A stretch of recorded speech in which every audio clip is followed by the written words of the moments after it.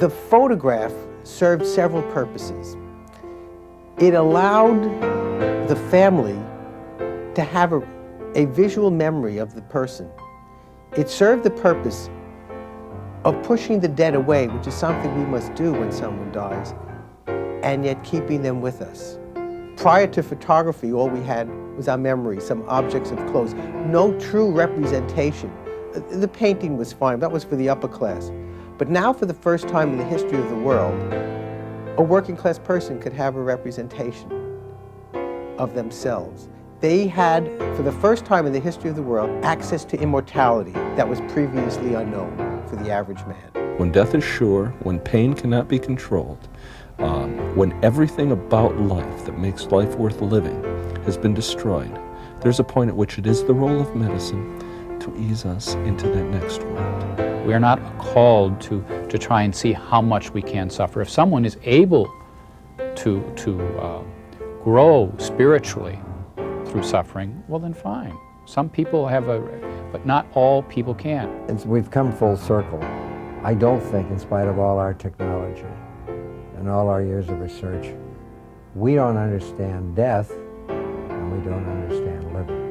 That church leaders should be in a position to provide accurate information and pastoral information that's immeasurably more sensitive than perhaps would have been true from people that are unknown or perfect strangers who do this as a business. You're not supposed to be angry at God permanently, but you're allowed to be angry at God temporarily. So what I'm doing with the counseling is making sure, to the best of our ability, that they're not going to be angry at God forever. Being born and dying were two sides of one coin. And it was happening frequently, so that every family was dealing sooner or later with someone in their own family dying right there in the house, and everyone else caring for them and helping them in every way they could.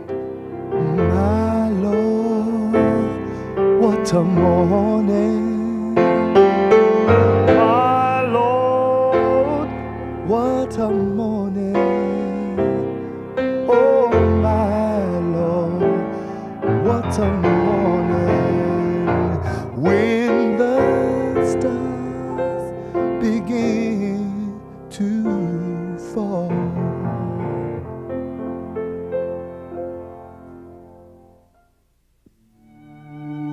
After nearly 20 years of trying to develop a stronghold in America, the English crown granted two groups of English merchants patents for colonization in the New World.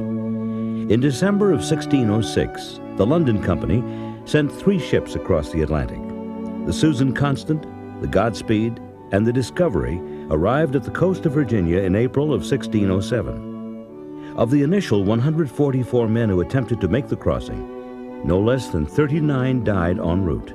The surviving 105 men unloaded their provisions and moved inland some 30 miles to the mouth of the James River, where they established James Fort, later known as Jamestown.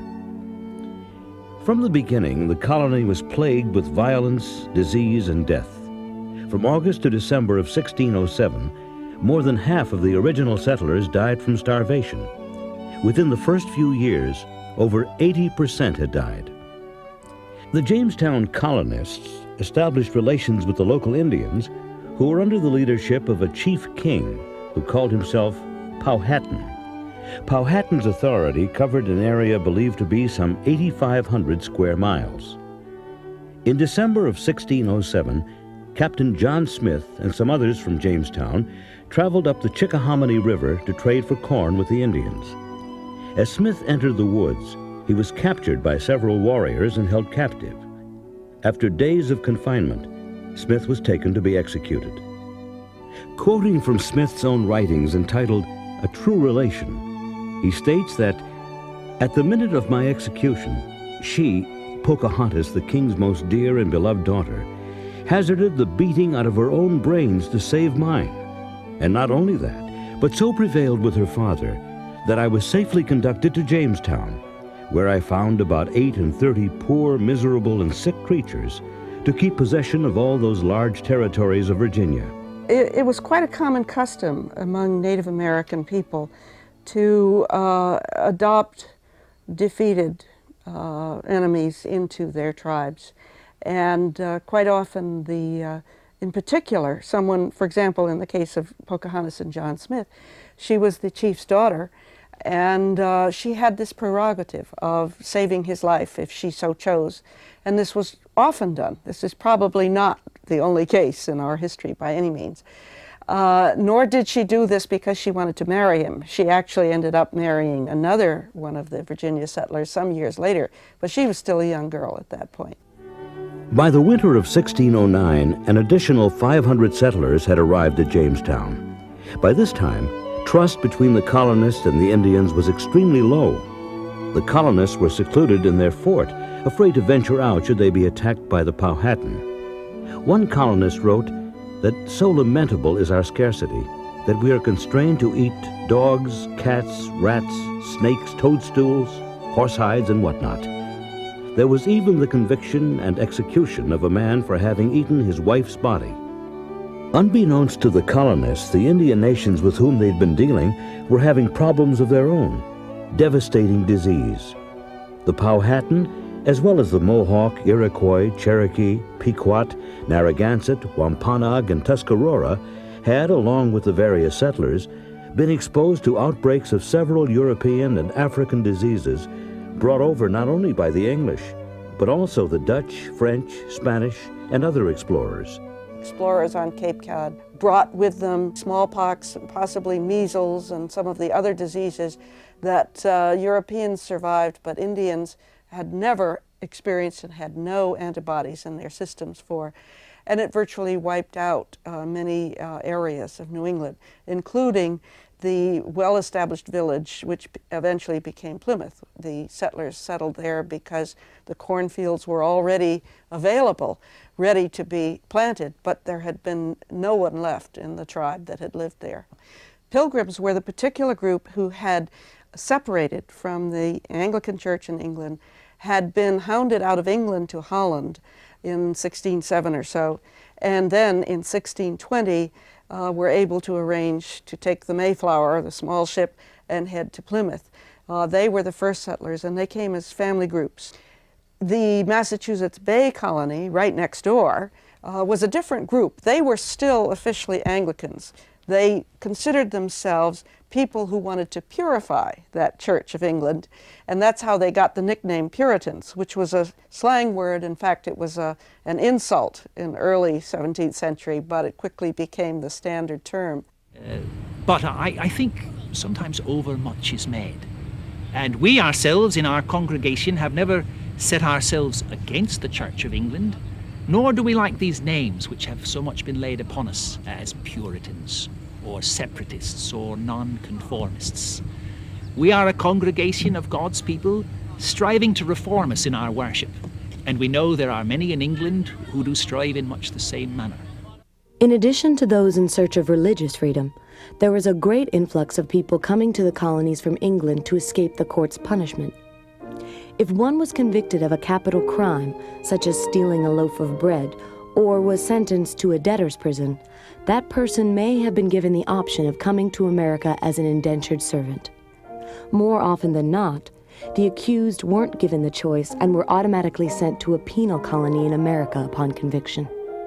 When the settlers from New Orleans to Maine began to exhaust the supply of convicts as workers, prostitutes were recruited. Eventually, enterprising men took to stealing children off English city streets and selling them in the New World. And in 1619, the Dutch formally began transporting and selling West Africans to the colonies. African slaves were, even at this point in early American history, in abundant supply and relatively cheap as compared to the ever-decreasing population of indentured servants. Certain plantation masters considered it less trouble to work an African slave to death and buy a new one, rather than to seek out and retain an indentured servant. According to Chronicle of America by Dorling Kindersley Publishing, John Rolfe, the man who would eventually marry Pocahontas, wrote that the Jamestown settlement purchased the first 20 Africans as general labor and to serve Sir George Yardley, the governor of Virginia. In the 17th century, the majority of laborers in southern plantations were indentured servants from England or from some other areas of Europe. And it's not until about 1705 that the real large importation of slaves begins to occur. Many indentured servants, especially convicts, were often sent to the tobacco farms of the Chesapeake Bay areas of Virginia and Maryland. Consequently, the death rate in those areas was much higher than in areas populated primarily by families. These problems were compounded by the fact that the colonists were severely lacking professional medical care. An elite European doctor with a university educational background was generally unwilling to permanently settle in the New World. John Smith described the situation when, in 1609, he was apparently forced to return to England after he suffered a burn from a gunpowder explosion. Smith noted the lack of medical care, stating that there was neither surgeon nor surgery in the fort. Pocahontas, after marrying and traveling to England in 1617, died of smallpox at the age of 17. Her father, King Powhatan, also died of the same disease that following year, as smallpox reached epidemic proportions all along the American East Coast. In 1622, after an 8-year peace with the Powhatan, Jamestown suffered an attack which left 347 settlers dead. By 1624, the London Company's charter in Jamestown had been revoked after many years of unprofitable performance. The Virginia colony would now operate only under royal authority. As Americans today, we tend not to realize that every part of our ancestors' lifestyle differed greatly from our own. Potatoes, as a food, were new to most of the colonists. It was said that they were not only disgusting, but likely to shorten one's life. In some cases, men were reported to have suggested to their wives that potatoes had caused them to acquire syphilis or leprosy. Among the crimes punishable at the pillory were scolding, meddling, delivering naughty speeches, making love without the congregation's consent, pulling hair, and pushing one's wife. Early Americans tolerated bad nutrition, endured a constant threat from infectious disease, and lived with continual unrest between themselves and the native Indians. In June of 1637, colonists and Indian allies attacked a Pequot village in Connecticut. This was the third battle between English colonists and the Pequot. During the battle, colonists destroyed the village and buried almost 700 of the Native Americans alive. Indians retaliated on many occasions. As examples, Natchez Indians killed nearly 300 French in Louisiana. Tuscarora Indians massacred more than 150 settlers in North Carolina, and Yamasee Indians killed 200 people in South Carolina.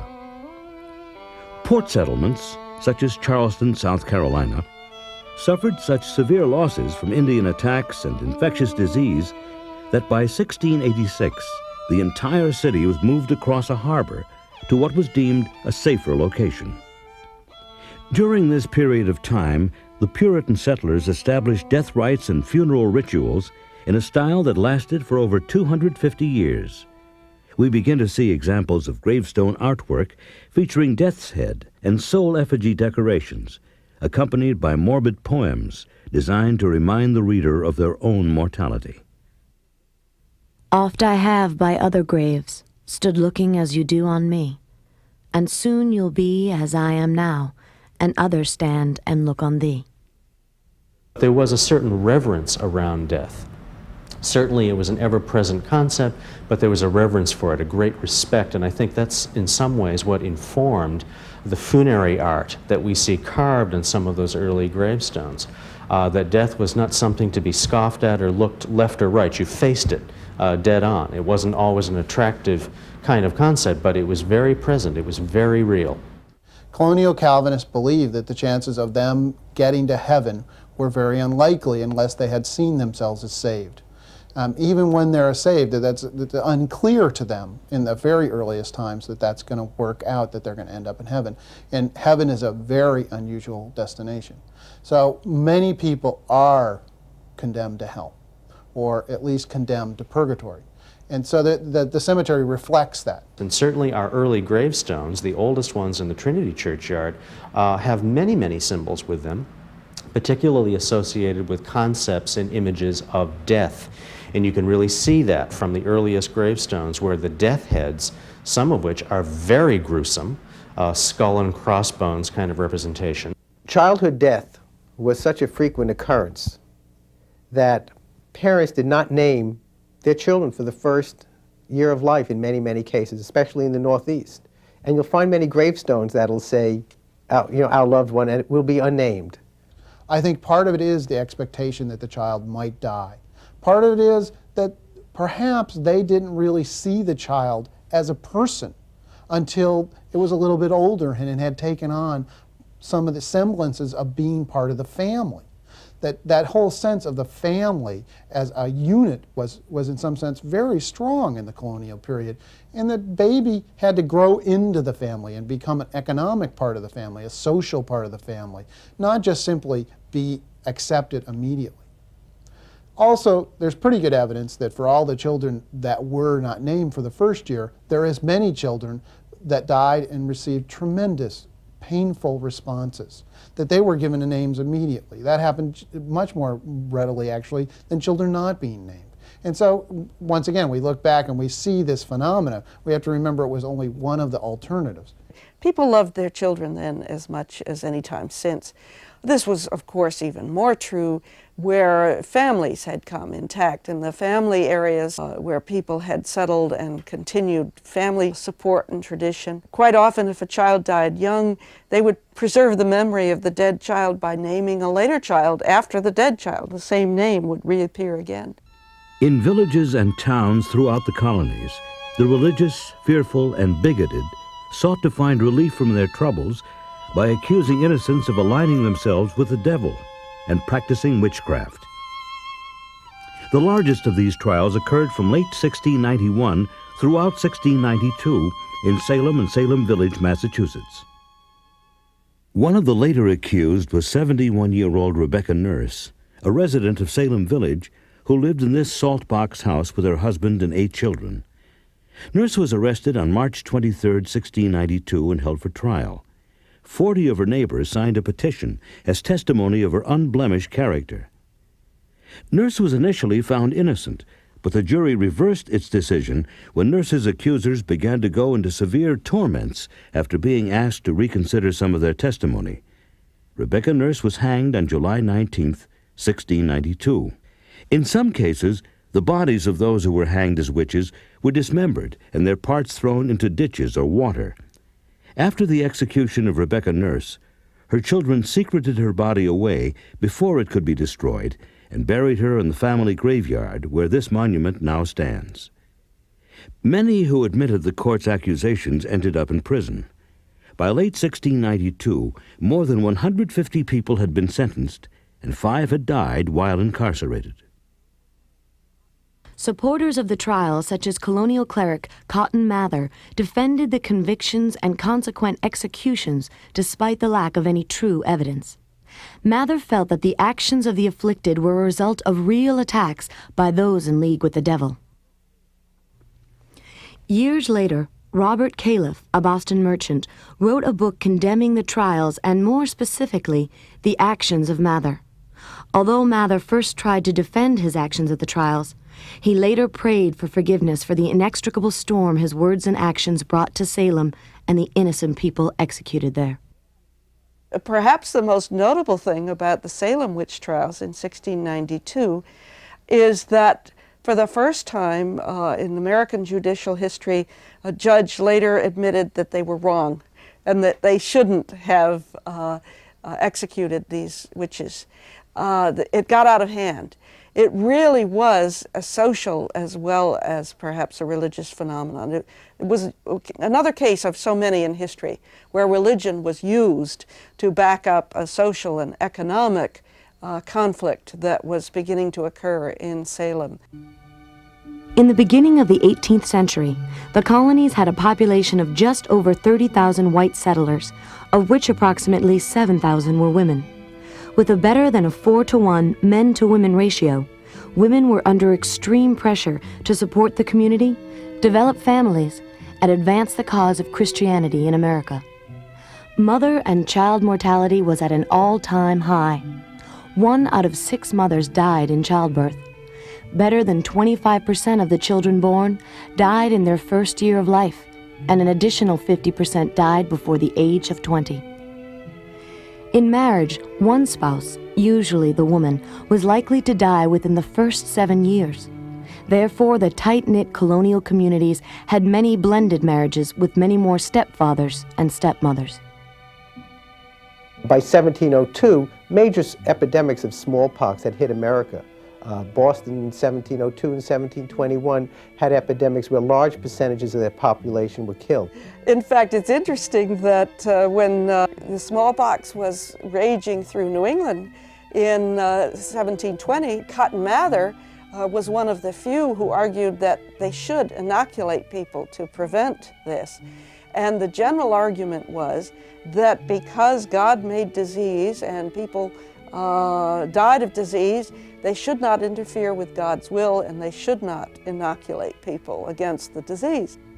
As a result of the Boston smallpox epidemic of 1721, over 6,000 people were infected with the disease and approximately 900 people died. At that time, Boston had a population of about 10,600 people, making the death toll over 8% of the population in just 1 year. One of the real scourges to ever strike the American shore occurred in 1735 and 1736. And that's when diphtheria and scarlet fever became epidemic in the United States. This was 2 of the major killers of children. We're talking about, in the New England states, about 1/5 of the children dying. Until the end of the 19th century, scarlet fever, diphtheria, along with measles, whooping cough, and the summer diarrheas were the primary cause of death of children in America. At this period of time, the revivalist speeches of George Whitefield and Jonathan Edwards took the American public by storm. Thousands would turn out to hear the minister's sermons of fire and brimstone. Whitefield's Great Awakening and Edwards' Sinners in the Hands of an Angry God warn the listener of the inherently evil nature of man, and that unless we strive undaunted in the pursuit of perfect communion with God, we were damned for all time.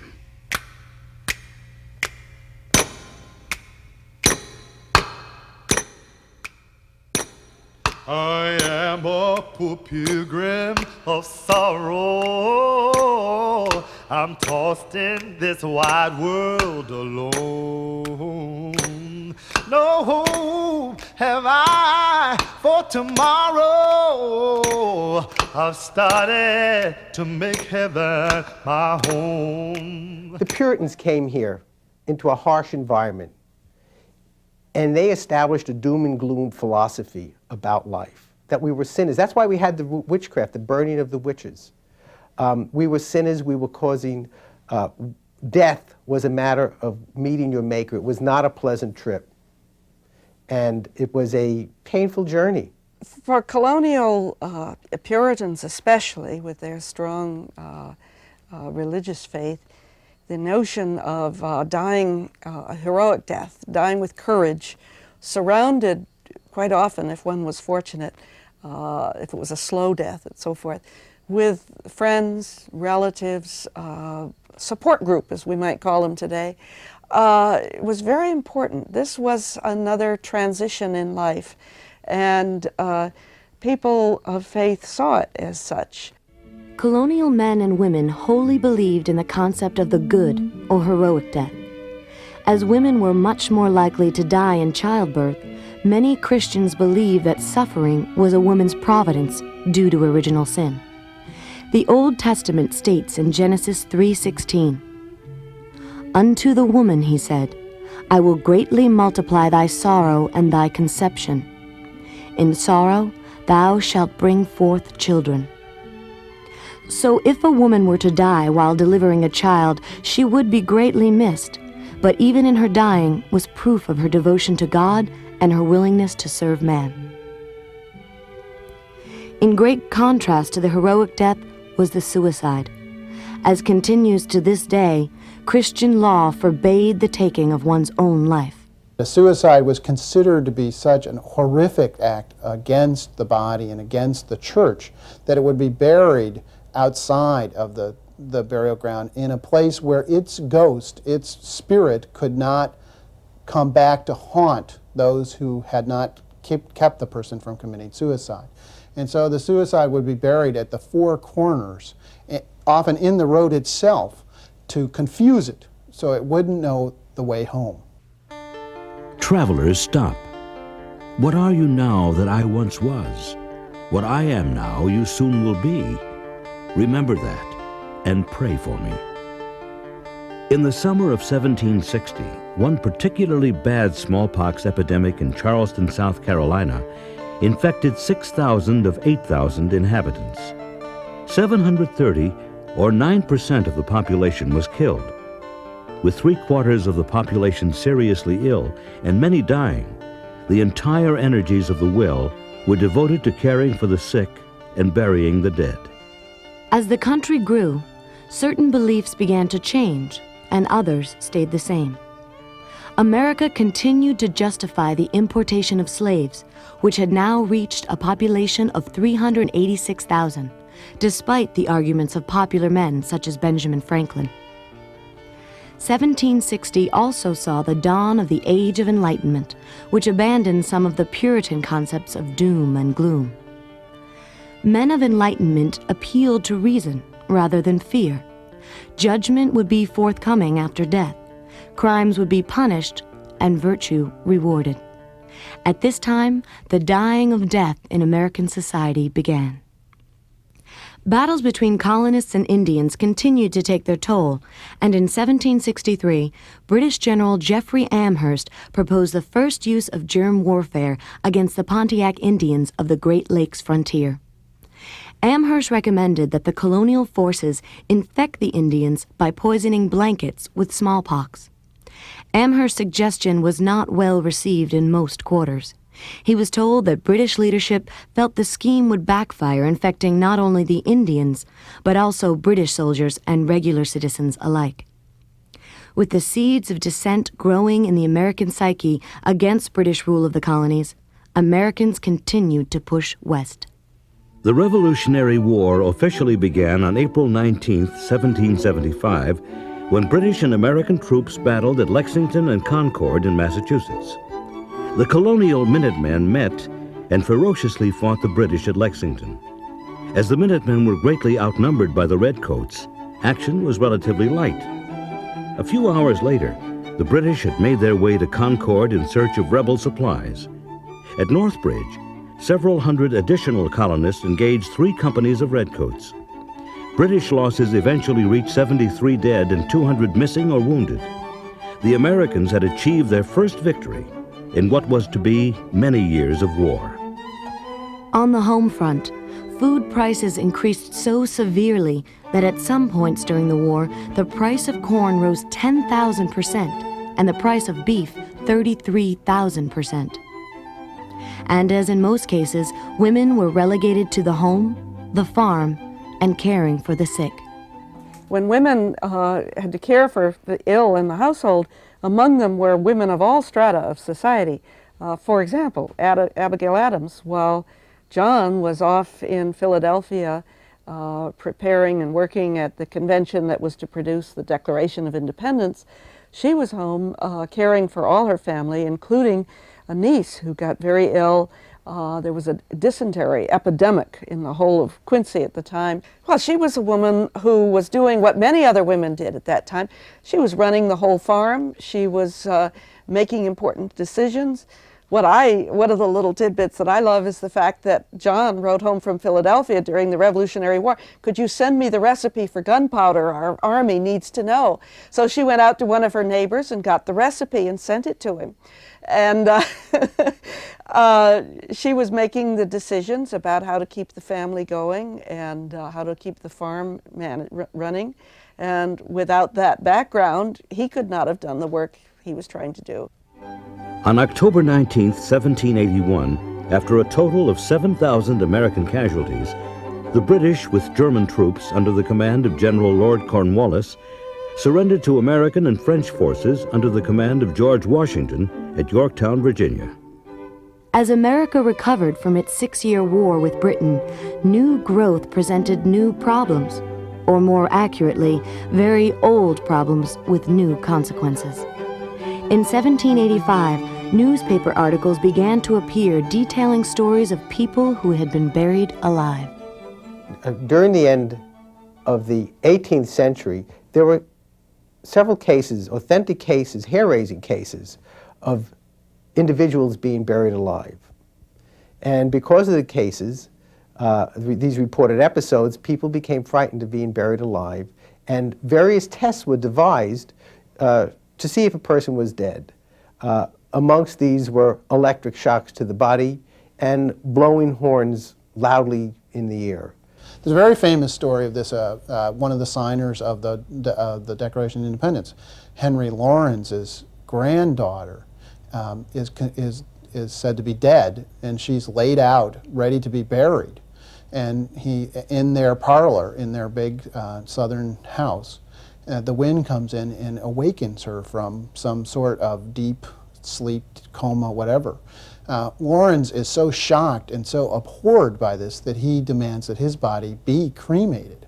And he's one of the most notable early pre-enclosed cremations in American history. A few years later, in New York City, police had to be called in to confront angry mobs attacking the medical community. It seems that the need for qualified physicians created a need for medical schools, and in turn, cadavers for anatomical study. One of the most important things of medical practice is learning anatomy. One cannot be a doctor if one doesn't know the anatomy of the human body. And unfortunately, the laws of the land forbade dissection, so that a physician had limited access to bodies. It usually was a condemned criminal or, at times, paupers. What this necessitated was the practice of grave robbery. And the people who did this were called resurrectionists because they resurrected the person.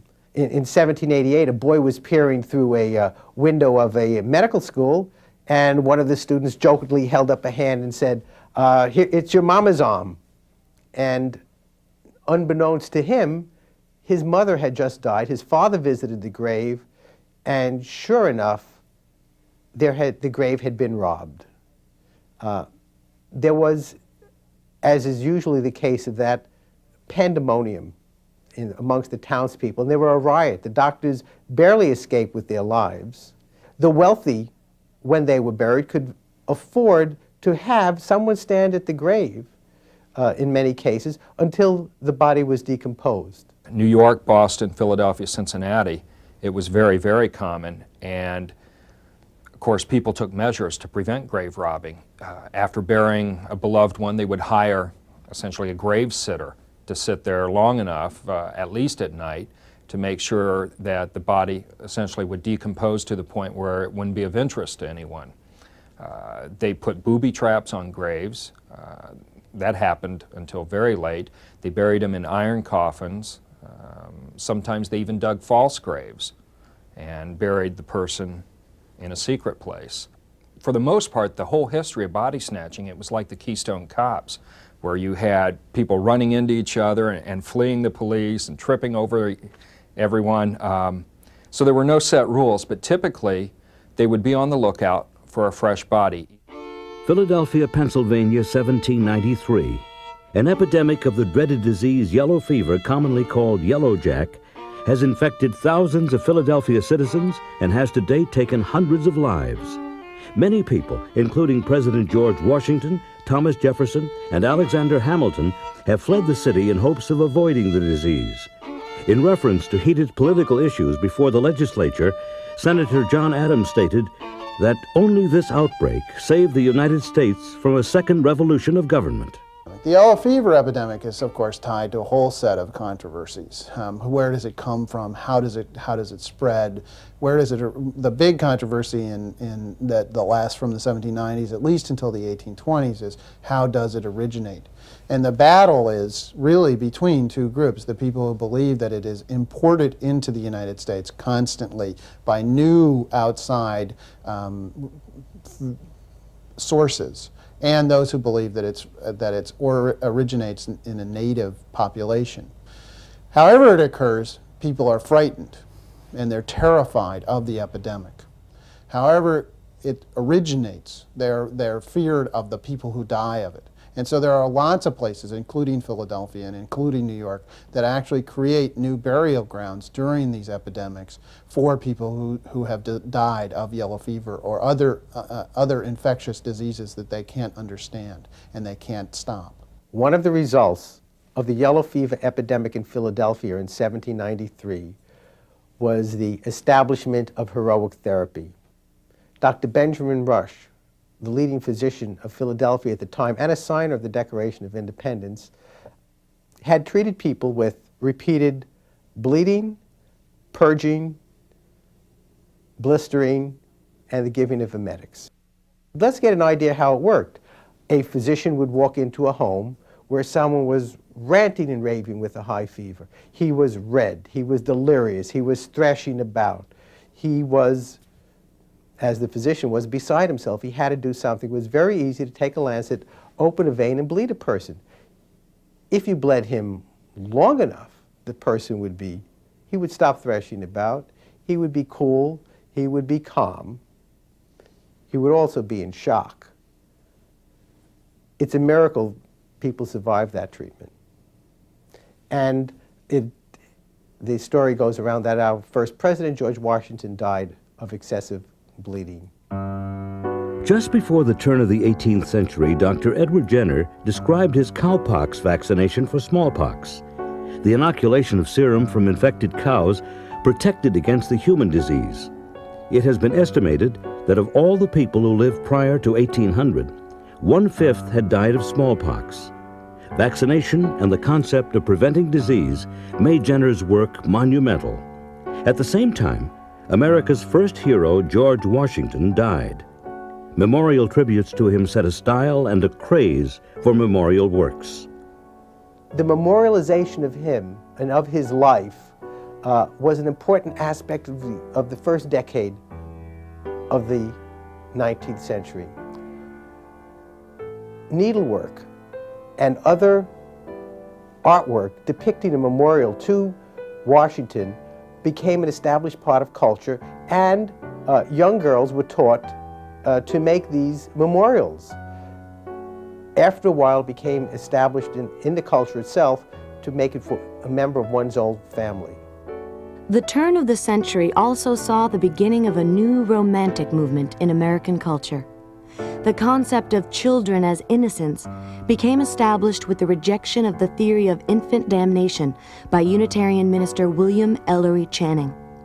During the 1820s and 30s, widespread changes in the Calvinist doctrine of predestination results in a change of heart among mainstream American Protestants. One of the most notorious incidents in New York City occurred in 1822, during one of the last extensive yellow fever epidemics of that period. The concern of city officials was that since there was no way to preserve a dead body, what happened to the decomposing material after it was buried? The sense of the time was that the disease itself could decompose into the atmosphere, or miasma as it was called, and then spread throughout the rest of the community, infecting great numbers of people. It originates on Rector Street behind Trinity Burying Ground, Trinity Church Burying Ground.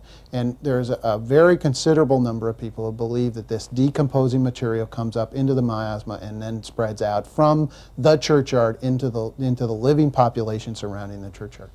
This will result in legislation outlawing burials below Canal Street, and then eventually, later in the century, outlawed on Manhattan just about entirely, except for the existing burial grounds. The yellow fever epidemic in New York City ended up killing 16,000 people. Churchyards, with their limited land, couldn't handle the numbers of dead. Bodies of the indigent were stacked up along the street until they could be picked up and buried, although, as we know today, miasma had nothing to do with it. By 1832, the first wave of Asiatic cholera swept across America, killing thousands. Death is humanity's greatest fear, and the explanation of it has been one of society's main purposes. In 1839, French inventor Louis Daguerre forever changed the way the living viewed death. Daguerre developed his first practical method for producing photographs. His process produced a permanent image by exposing a light-sensitive silver-coated copper plate for 10 to 15 minutes. Although these daguerreotypes had exceptional image quality, they lacked the ability to produce copies. Daguerreotypes were eventually replaced by other processes which could make many prints from a single negative. The invention of photography in 1839 totally changed the history of the world. For the first time, they could have a visual remembrance, a visual memorial, pictures of themselves. Now, obviously, when photography first came out, many people hadn't a chance to have a picture taken, but they would die. So the practice of taking a photograph of a deceased person became established. The importance of having a visual remembrance cannot be emphasized. We who live in a photographic world cannot understand a pre-photographic mind. Memorial photographs were often the only images ever captured of their subjects, and much pride and artistry went into creating them. This photograph would be the only tangible memory the family would have of that loved child. And this was no small sacrifice on the part of the family. Memorial photographs could often cost between 1 and 3 months' pay. Although post-mortem images made up the largest group of 19th century American photographs, they are largely unseen and unknown.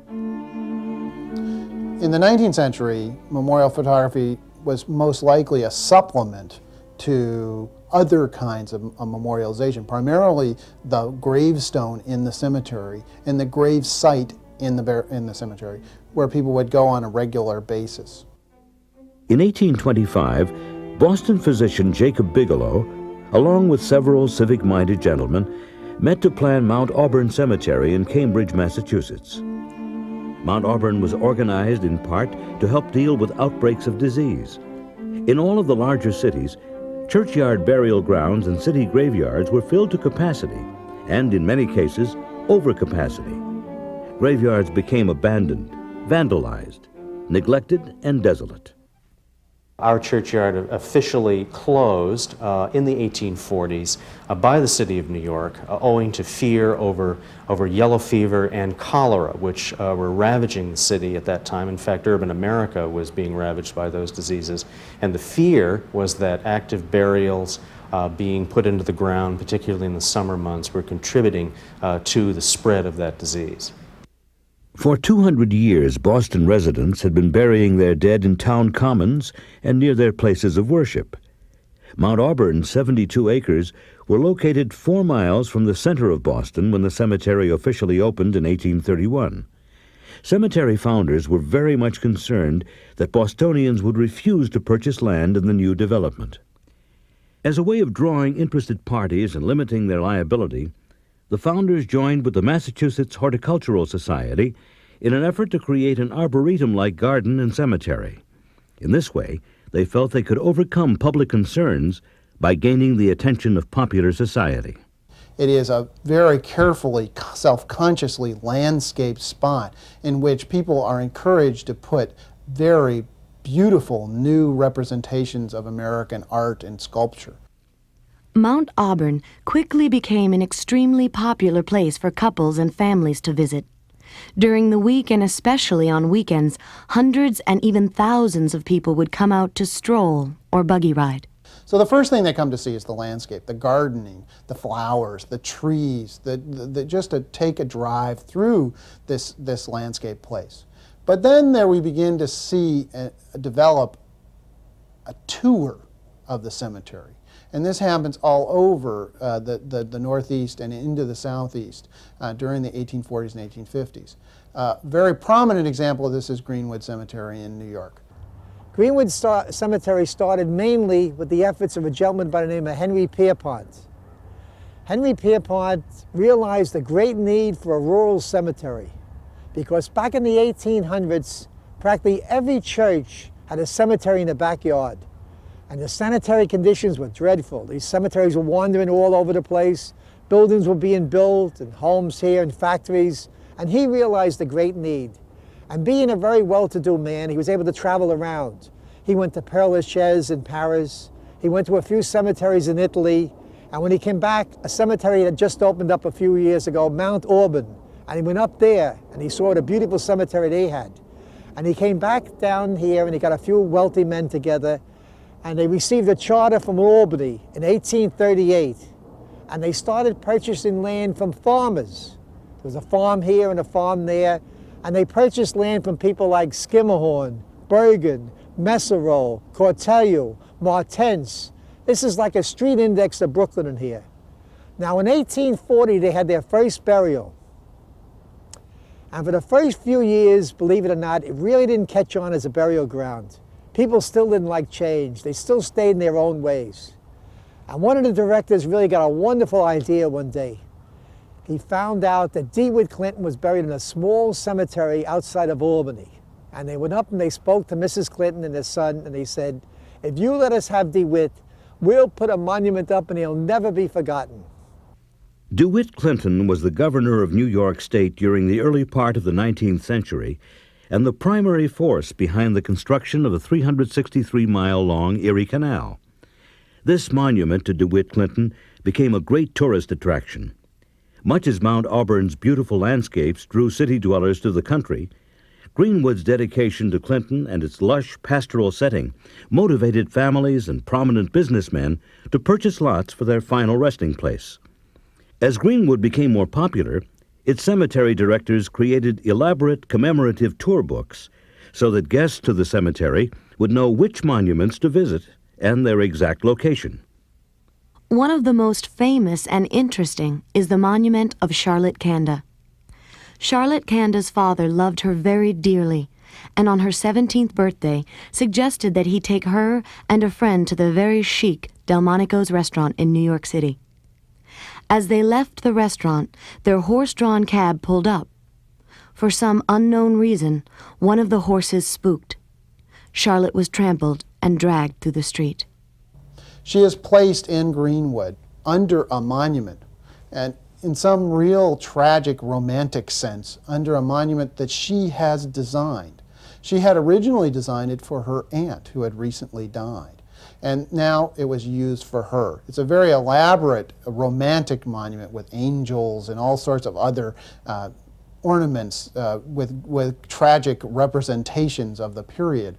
This became a site that thousands of people would come to on a regular basis to celebrate, in some sense, death in America, to celebrate this tragedy and how tragedy was a constant theme of urban life in 19th century America. Pioneers were moving west on the Oregon Trail, and in 1846, the U.S. declared war on Mexico over land border disputes. By 1847, the war was over, but not before 12,900 Americans had died in the effort. During the war, only 1,700 men died as a result of fighting in the actual conflict, leaving over 11,000 men to die from disease. In the Mexican-American War, a soldier's chances of dying from illness were 10 times greater than dying from wounds suffered in battle. After many years of experimentation, general anesthesia was demonstrated to the world. Administered for the pulling of a tooth, the removal of a tumor, and to assist in the delivery of a child, the gases rendered the patient senseless or unconscious. Up until the discovery of anesthesia, and actually until the early part of the 19th century, death was visualized as a painful experience. It was one dying to meet one's maker with terror. And most deaths were. If one looked at a cholera patient, it's one of the most horrible deaths you can have. People died in accidents, people died in war, And people died from diseases in horrible ways. And all of a sudden, you could die by just going to sleep. And although throughout the ages people had talked about death as a sleep, here you had proof of death as a sleep. And there were several articles as physicians and other philosophers wrote about it. And by the end of the century, death as a sleep became the established philosophical rule of the land. Children were most often depicted as if asleep, lying in bed, in a casket, on a couch, and with flowers. The concept of childhood, as we know it, did not occur until the mid-19th century. That's why you could put a child to work. That's why you could cripple them, or that's why you could kill them. Infanticide was common in America. Not spoken about, but it was very common during, at least up until the early part of the 19th century. The Federal Census of 1850 furnished the first national statistics on mortality during that year. Still significant was childhood death. As an example, in Philadelphia, of 18,000 deaths, 80% were under the age of 15. During the period from 1849 to 1852, a great wave of Asiatic cholera swept down the East Coast and then throughout the nation. At the epidemic's height, many cities, including New York, Chicago, and St. Louis, were losing 300 people each day to the disease. This memorial daguerreotype documents a special victim of the plague, 22-year-old Dr. James Samuel Howe. A recent graduate of the Medical College of the State University of Missouri, young Dr. Howe died in the St. Louis outbreak after contracting the disease while treating the very patients he aspired to help.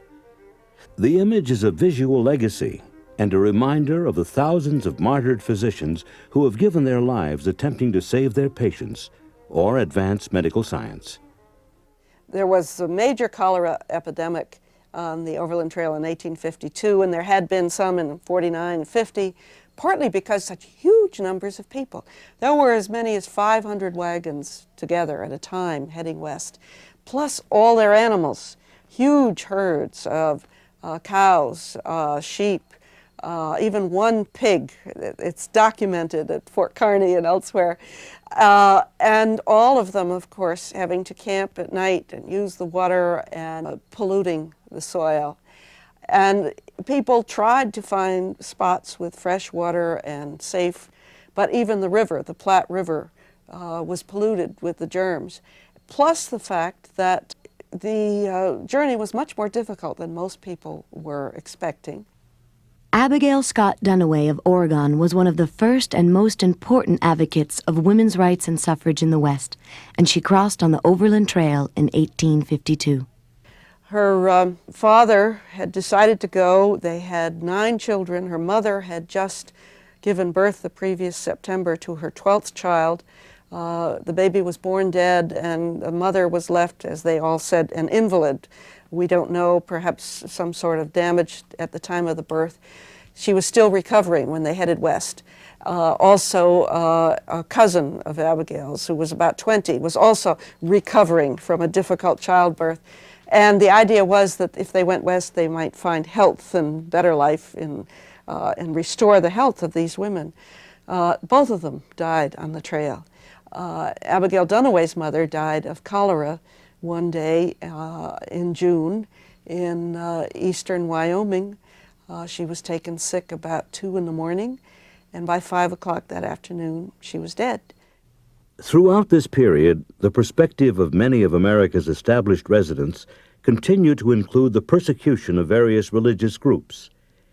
In a country founded in great part on religious freedom and equality, several groups were alienated, forced to move, and even killed simply for their religious beliefs, including the Quakers, Mormons, and Catholics.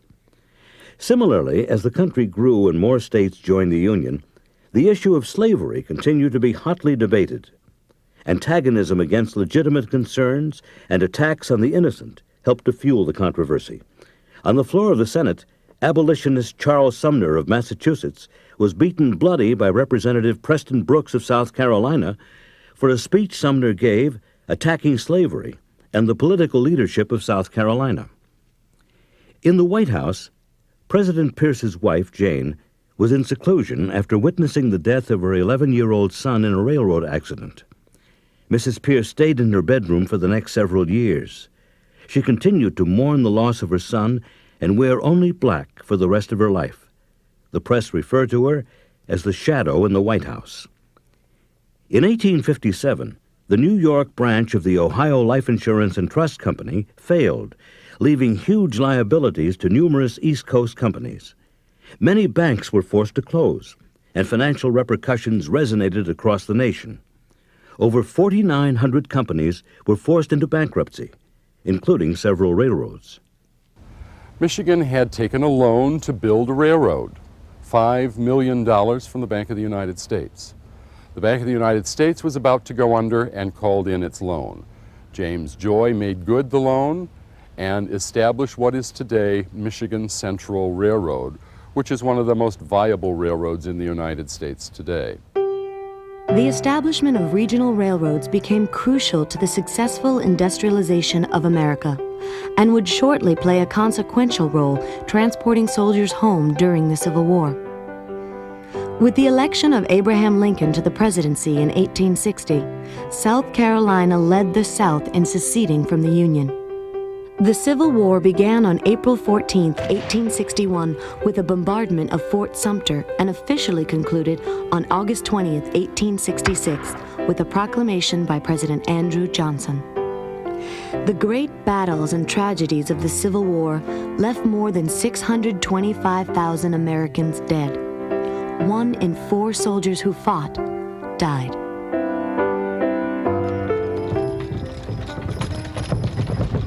One of the important outcomes of the Civil War was the acceptance of embalming, which in turn allayed Americans' fears and changed their perspective on death. Embalming became a popular practice, very primitive with chemicals such as arsenic, which are poisons then and today. But nevertheless, that was the only process available to preserve these bodies for the families over the period of time it would take the body to be brought home. 50,000 soldiers of the American Civil War are believed to have been embalmed. Approximately 1/10 of them were embalmed by one man and one man alone, Thomas Holmes. This is a remarkable legacy that, as far as I know, has never been equaled. And in fact, upon the death of Willie in 1862, Abraham Lincoln's favorite son, Willie was embalmed, for the president could not stand the thought of his loss. And instead of being buried underground, Willie was placed into a temporary vault. And twice, Abraham Lincoln, grief-stricken, had the casket opened so that he could view the perfectly preserved body of his son. The practice of embalming was a medical specialty, much the same as the practice of surgery or general medicine was. This was something that physicians did. As a matter of fact, during the Civil War, several physicians became wealthy because of the large numbers of people they embalmed, charging $100 for an officer and $25 for an enlisted man. And embalming was a real advantage. See, if you died in wartime, you couldn't ship the body home. And these, if you remember, during the Civil War, were friends, brothers, relatives, local people fighting together in regimental units. And your brother would die. He would be buried in some field somewhere. And so embalming allowed you to chip in with the rest of your mates and send the body home. April 15th, 1865. Abraham Lincoln was shot at Ford's Theater in Washington, D.C. during a performance of the play Our American Cousin. The assassin, actor John Wilkes Booth, was just one of many Southern conspirators who planned the death of the president. This is the chair Lincoln sat in when he was murdered that evening. After President Lincoln was shot, he was taken across the street to the home of William Peterson, where he died.